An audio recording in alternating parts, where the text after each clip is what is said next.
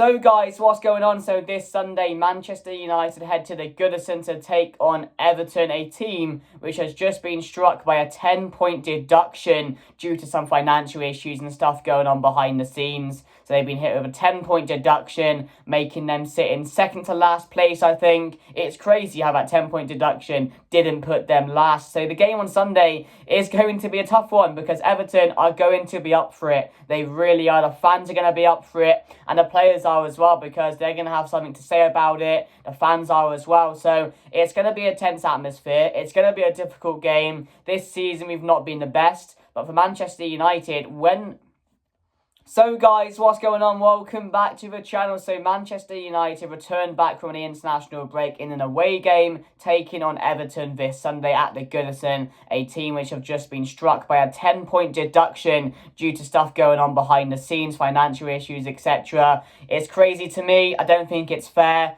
because you have City on the other hand. How many charges have they had against them? Nothing happens. Everton, a small charge against them, and they're getting a 10-point deduction. So it's crazy how things work around football, etc. But it is what it is. They now sit in second to bottom. To be honest, it's crazy how they're not bottom, considering they got a 10-point deduction. That just shows, I don't know who's bottom. I think it's Sheffield, how bad they have been this season. So yeah, that's what it is at the moment. So it's going to be a tense game on Sunday. The fans are going to be up for it, definitely. The players are as well. And I think the last couple of times we've been to Everton, it's not been the best of games.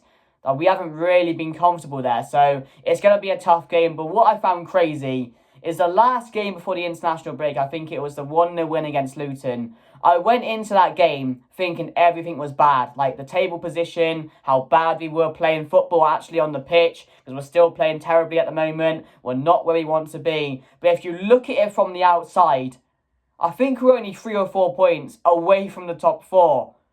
We're like 7 points from the top. And right now, Manchester United are the most informed team in the Premier League. We've won our last 4 games out of the last 5.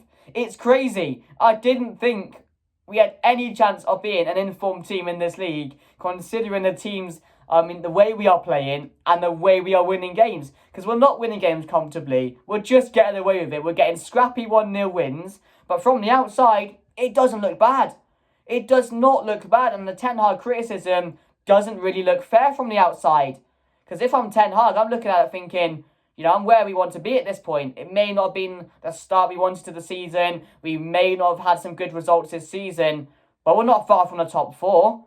We're not far from the top at the moment. It's absolutely crazy. Let me just get our last couple of games up. But I was just looking at that, and I saw it on Twitter thinking, there's not a chance for one of the most informed teams in the league. But it is true. So I don't think Ten Hag deserves all the criticism he is getting. But let me just go through our last couple of results, because our next couple of games are key. We have some very big games coming up. You've got Everton on Sunday, which again is no easy game. Then we have to go away to Turkey to face Galatasaray in a must win game. We cannot afford to lose that game, or we're out of the Champions League. It's as easy as that. So that's a massive game going to Turkey. And then I think we've got Newcastle, and then we've got Chelsea at home. So the next couple of games are going to be tough, and it's about how we start from this international break being over now. But then one thing I'm really happy about is at this point in time is probably the best time you can get injured players back with the way we're playing, how poor we are. So Luke Shaw, as we know, has returned to training, which I'm absolutely buzzing about, because we know how important Luke Shaw is to this team. He really is one of our better players, and to have him back as well in one of the places we've been struggling recently in the defensive roles. Reguilon, he's been playing well. He's been putting in a shift. I don't think he's he hasn't put a foot wrong. But now Luke Shaw's back. That will breed a lot of confidence to this team. And also we saw Martinez is slowly making his way back into training. He was pictured watching training yesterday in high spirits. So he should be back sometime soon. I don't know when he'll be starting, but the fact we're slowly getting him back to training is the best news we could have hoped for. But yeah, I'm not too sure if Shaw's going to be back this Sunday. It'd be amazing if he is. I'd love for him to play, but I think it will be the next game, which is Galatasaray, which again is a really important game to come back to. But for Manchester United, let's just go to our last couple of games, because honestly, guys, I could not believe it that we are the most informed team in this league. I've come on here and I've just been going and criticising this team for the performances, for these results, but I've not been looking at it from the outside. And yes, if you look at it for a vision, you really want a vision to go forward with. Something you can actually trust in, and we don't have that at the moment. If we're coming up against a better team, I'll admit it. We're still getting the results, but if we come up against an Arsenal or Liverpool in the last 2 games, we're getting thrashed. It's as simple as that. So we're lucky those games have not come in that period over the last 5 games or so. But yeah, 1-0 win against Luton, a 1-0 win against Fulham, a 3-0 loss against City, a 2-1 win against Sheffield, and a 2-1 win against Brentford. So they're not convincing wins. But as I've mentioned over previous videos, we have to, what's the word?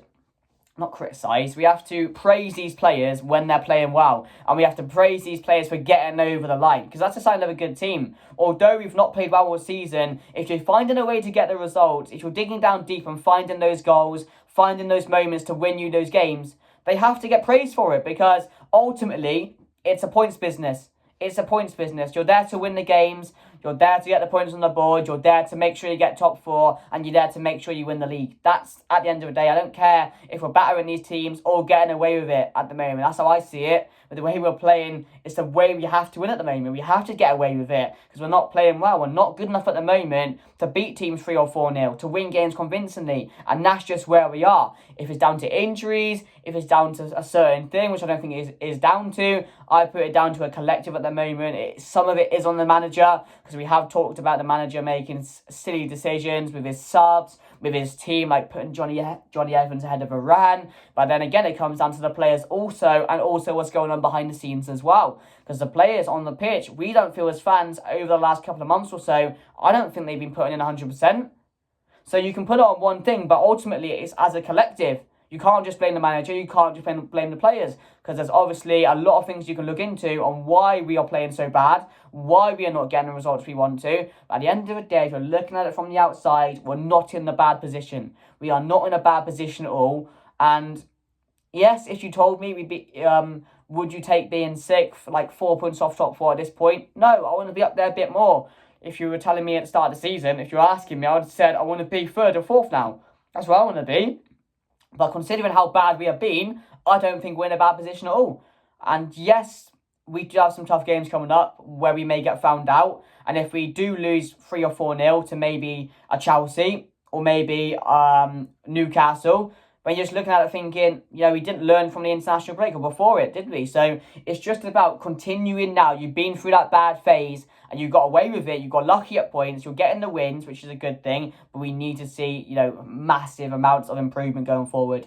And I've said that from the start of the season. I'm still not seeing it. But now maybe we're getting injuries back. Players, they respond to that, because when you have world-class players on the pitch, like Shaw, when you have players like Martinez coming back, players like that, etc., it does boost your confidence, because you've got that reliable player behind you. So you know that if you make a mistake, they'll be there to cover that for you.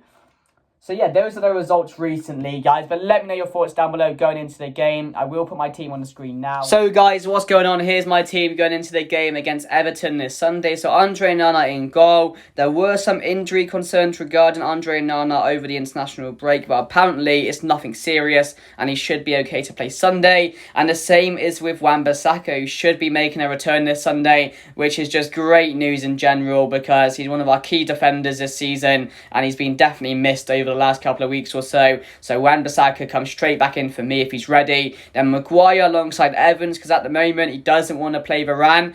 And right now, Evans and Maguire are playing well. They're keeping clean sheets. They're not putting a foot wrong. So at the moment, I'm praising them a lot. And we have to do that when they play well. Not 2 players I thought would play well constantly together, but they're doing a job at the moment. So you have to praise them. With Reguilon at left back, so that makes a defence. And I have gone McTominay alongside Eriksen. Eriksen may be a 50-50 going into the game. There were injury concerns of him and Højlund, and that's why they both sat out of the international break. That just happened. So those two I think are 50-50s, but should be ready for the game on Sunday. So I have gone with them too. But if not Eriksen, it will be Amrabat alongside McTominay. I'm not too sure about Casemiro either. We'll have to wait to see what Ten Hag says about him. But we have heard a lot of things about Casemiro recently regarding him leaving, going to Saudi. So we'll have to see what happens with him. Maybe his time is over at Manchester United. We'll have to wait and see. And the front line, I've gone with Rashford on the left, Bruno at cam, Antony to start on the right, which again is going to cause a lot of debate, but I just have a feeling he's going to start Antony this week. I really, really do.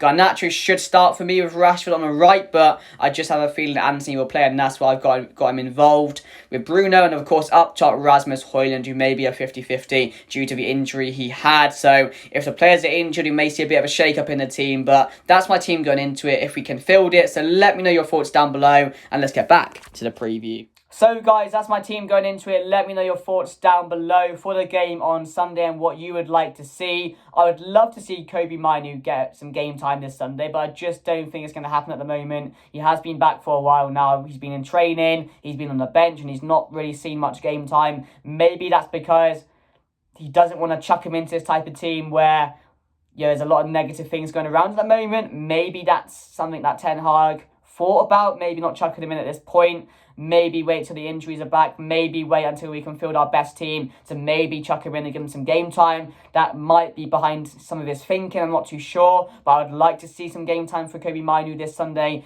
even if he comes off the bench. But I do think it'll be a similar team to what we saw for the Luton game. Like McTominay, maybe an Amrabat, maybe an Eriksen alongside him. I have gone with Eriksen in this instance because I don't think Amrabat is favoured at the moment and he's not really playing well. Højlund, we don't know about his injury. It's not too serious. He didn't go to the international break because of that. Neither did Eriksen because they both picked up injuries in the same game. So hopefully both of them are back, but we're not too sure at the moment. I've not really heard Ten Hag's press conference yet, so we'll have to wait and see what happens. I'm sure it'll be out any time from now, so I'll have to have a look. But hopefully both of them are back because they are key players. But yeah, I do think it'll be a similar team. Johnny Evans and Maguire at the back because at the moment there doesn't seem to be a space for Rafael Varane, which is shocking in 2023 for me how he's getting ahead of Varane. But it is what it is. They're playing well at the moment. They're delivering results, they're delivering clean sheets, and that's all you can ask for. Yes, you can criticise these players, but if they're playing well, you've got to praise them, and that's what I want. If you're playing for the team I support, if you're playing for the team I'm rooting for, I want you to do as best as you can, and I'm glad they're doing well at the moment. So I do think it'll be a similar team to what we saw against Luton, but let me know your thoughts down below. But yeah, I don't think Shaw will be a part of the team. He might make the bench on Sunday, but we'll have to wait and see. But he may chuck him straight in if he's ready. I would personally, if he's 100%, if he tells the manager, I'm ready to go, I'm fully fit for the game, then chuck him in. I would. But yeah, let me know your thoughts down below. But a bit about Everton. So Everton right now, before the point deduction, they weren't doing too bad. Right now, they do sit in 19th due to that points deduction. But before the international break, they got a huge win against Crystal Palace. They got a decent draw against Brighton. They beat Everton 1-0, which again, a really good result. They beat Bournemouth 3-0. Yes, they lost to Liverpool. They had a red card. So recently, they've not been doing that bad. And Sean Dyche ball is kind of working at the moment. They didn't start the season well. There were fears that Everton could really go down this season, considering the way they were starting the season. But recently, they've been really, really good. They're confident now. The players are behind the manager. They're getting results. And again, due to this point deduction now, they are going to be fired up. And that's what I'm scared about this Sunday. There's not a worse time to play Everton, is there? Then the game on Sunday with the point deduction, the fans are going to be fired up. So it's going to be a really, really tough game, guys. They're a team in form now. And again, they've got something to play for as well now with the point deduction. So they're going to be even more fired up than they were, even for getting their results they have done recently. But a few of their key players in the team, Calvert-Lewin should be available to start this one. He's always been a danger man. You know the likes of Andre and Nana in the midfield with just a guy. It's actually a really solid midfield if you think about it. And it's not a midfield you'd really talk about playing for Everton, if you get what I mean by that, because they are really good players. So yeah, who did they start with last time? So Nana, Garner, they've got Jack Harrison, Decore's putting up some good numbers for them this season. Dwight McNeil's doing a good job at like left wing back kind of role. Their defence as well is getting, I know that they're conceding a lot of goals, but they are performing well. So it's going to be a tough game, guys. My final thoughts going into it is another win. Another win. It's not a must-win game. Wouldn't go that far into it like the Luton one was, like the one before that was, but fresh off the international break, start again now, improve from the last game, and get a result this Sunday. It's going to be hard, we're going to have to fight for it, but again, every game in this league right now that we think is going to be a comfortable game isn't going to be, and we're going to have to work hard, we're going to have to be at our best, and that's just how it is. So I'm going to go 2-1 Manchester United. I think we will score goals. They are conceding a lot of goals at the moment. They're a team which naturally does concede goals as well. But again, they do have threats at the moment. They are in form. They are scoring goals. Just scored 3 against Crystal Palace away from home. So yeah, they're going to be a tricky side to play against. But yeah, 2-1 for me. I'm going to say Højlund to get his first Premier League goal if he starts. And I'm also going to say Bruno Fernandes to get one as well. So yeah, guys, let me know your thoughts down below. If you did enjoy, please smash a like on the video. That'd be much appreciated. Please subscribe to the channel if you are new. As I've mentioned, I'm sorry there's been no videos over the last 2 weeks. I just want a little break. I celebrated my 21st birthday as well. So I hope you guys understand, really. And it's also good to have a break as well, because I didn't want United to ruin my birthday. So that was quite good, having that week off, or the weekend off, rather no football. So yeah, guys, we're back there whenever. I'm looking forward to the previews, to watching United again, because even though we're bad, we have to admit it, we do love watching this team, we do love supporting this team. It's what we do on the weekends, isn't it? So yeah, guys, let me know your thoughts down below. Please smash a like, please subscribe, and I'll see you guys later. Goodbye.